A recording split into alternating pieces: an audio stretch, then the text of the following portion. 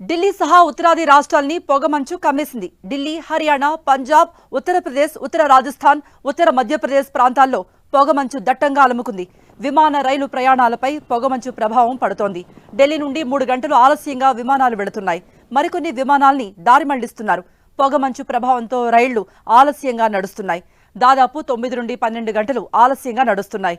విమానాలు, రైళ్లు ఆలస్యంగా నడుస్తుండటంతో ప్రయాణికులు తీవ్రంగా ఇబ్బందులు పడుతున్నారు. పొగమంచు కారణంగా అటు వాహనదారులు కూడా తీవ్రంగా ఇబ్బందులు పడుతున్నారు.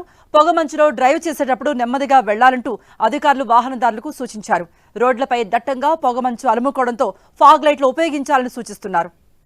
ఢిల్లీ సహా ఉత్తరాది రాష్ట్రాల్లో చలి ప్రభావం పెరిగింది. ఢిల్లీలో అత్యల్పంగా 7 డిగ్రీల ఉష్ణోగ్రత నమోదైంది. చలి ప్రభావం ఎదుర్కొనేందుకు పేదలకు నైట్ షెల్టర్స్ ఏర్పాటు చేసింది ఢిల్లీ ప్రభుత్వం. ఒక ఢిల్లీలోనే కాదు, ఉత్తరాది రాష్ట్రాల్లో చలి ప్రభావం చాలా ఎక్కువగా ఉంది.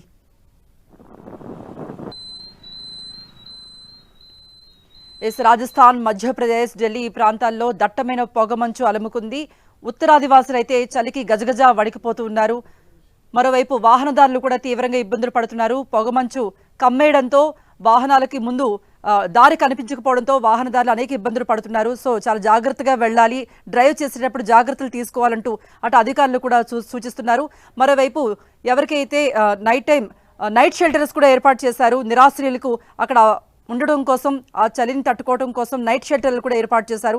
ఢిల్లీ వాసులు, ఉత్తరాది వాసులు అయితే చలికి గజగజ వణికిపోతూ ఉన్నారు.